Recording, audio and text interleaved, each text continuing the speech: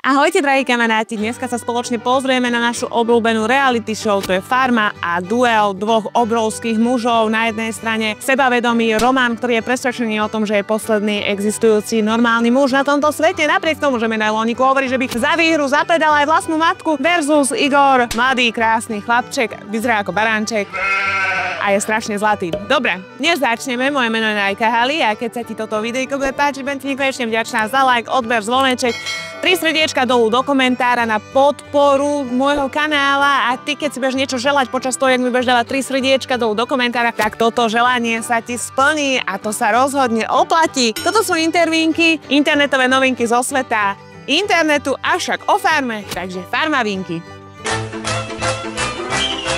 Wow.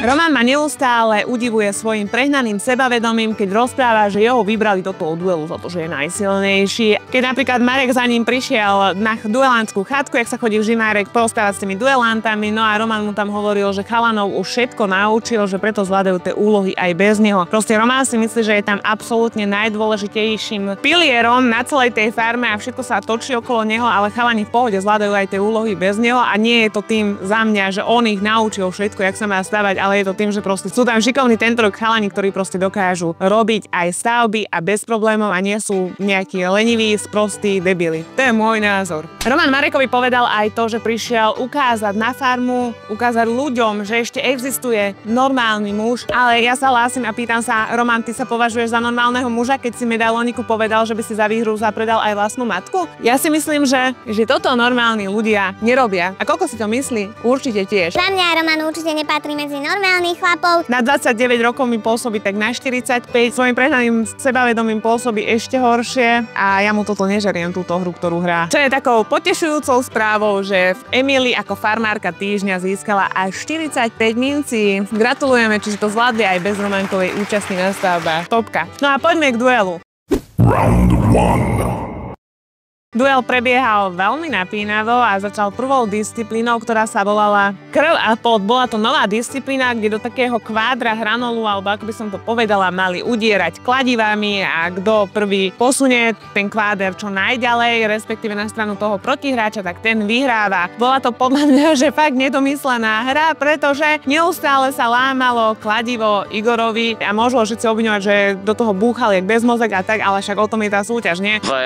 Za mňa zázrak nedomyslená súťaž, toto sa stáva na farme docela často, že niečo nedomyslia a dajú to do toho duelu a potom to vyzerá ako totálny prd a to bol presne aj tento prípad. Túto prvú disciplínu vyhral Roman kvôli tomu, že Igorovi sa 3-krát zlomilo kladivo. Podľa mňa to bolo totálne neférové a tento bod absolútne nemal získať Roman. Mali urobiť fakt, že férové pravidlá, pevnejšie kladiva a nevymýšľať takéto pripičené disciplíny, ako bola práve táto. Avšak OK, ideme radšej k druhej disciplíne.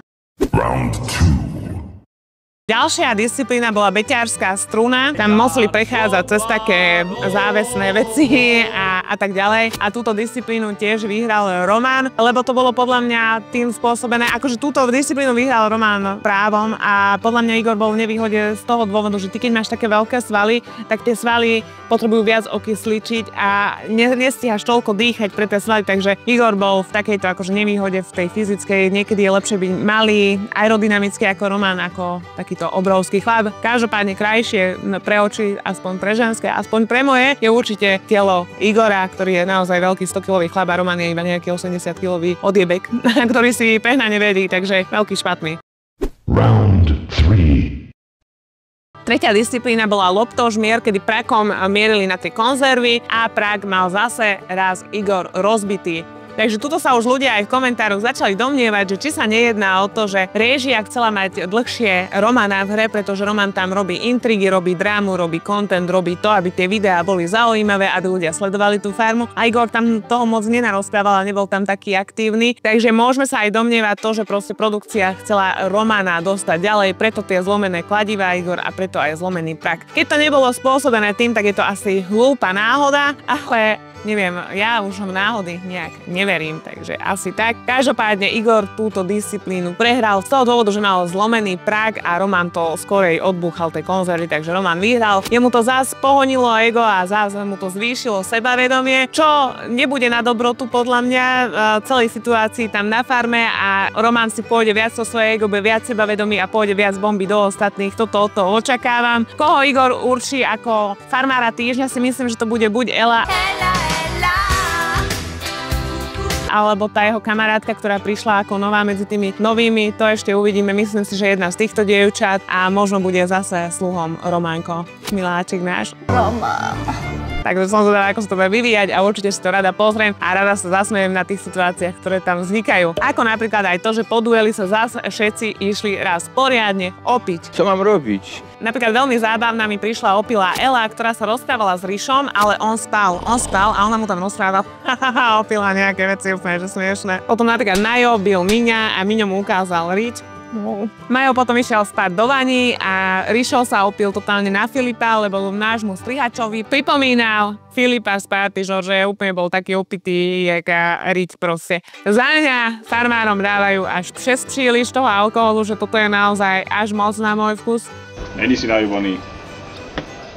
No, veľa nekýva. Pretože mám pocit, že tam už nejde o nič iné, jak poriadne sa opiť. Neviem, to je môj pocit, aký máš ty z toho pocit, mi napíš dole do komentára. Samozrejme, keď budeš v komente, napíš mi tam aj, že čo si myslíš, že kto bude budúceho týždenný alebo tohto týždňový farmár týždňa. Robbie Williams. Kto budú sluhovia, som veľmi zvedavá, že čo si o tom myslíš. A keď budeš v komente, daj mi aj 3 srdiečka na podporu tohto algoritmu a keď budeš v komente, nezabudni like, odber, zvoneček. Porastie ti pitlíček. Keď ma chceš podporiť nad rámec, pretože som jediná slovenská youtuberka, ktorá točí každý boží deň videa, ani jeden jediný deň som nevynechala, vždy som vám natočila video. Ty ma môžeš podporiť na Hero, kde mám extra videá, ktoré nemôžeš nájsť tu na YouTube. Mám tam pravdu o Veronike Rajek, pravdu o Fiki Sulíkovi, pravdu o Bianke Rumanovej a mnohých ďalších, rozhodne sa ti to oplatí. Toto je pre dnešok všetko, ďakujem za pozornosť a prajem krásny deň, ahoj!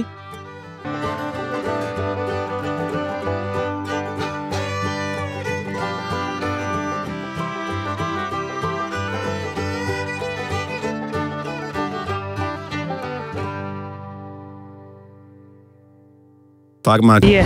To najlepšia zabáva. Čo doma máme? Ale hej, mne je to úplne jedno. Tak potom? Načo ti to tu hovorím do psej matere? Neviem. Zazvonil zvonec a rozprávky je koniec. Hoci len dnešnej časti, kde aj strihač na konci básní. Zajtra sme tu s novým videom, nech končíš každý deň s úsmevom. Čau, pác a pusu.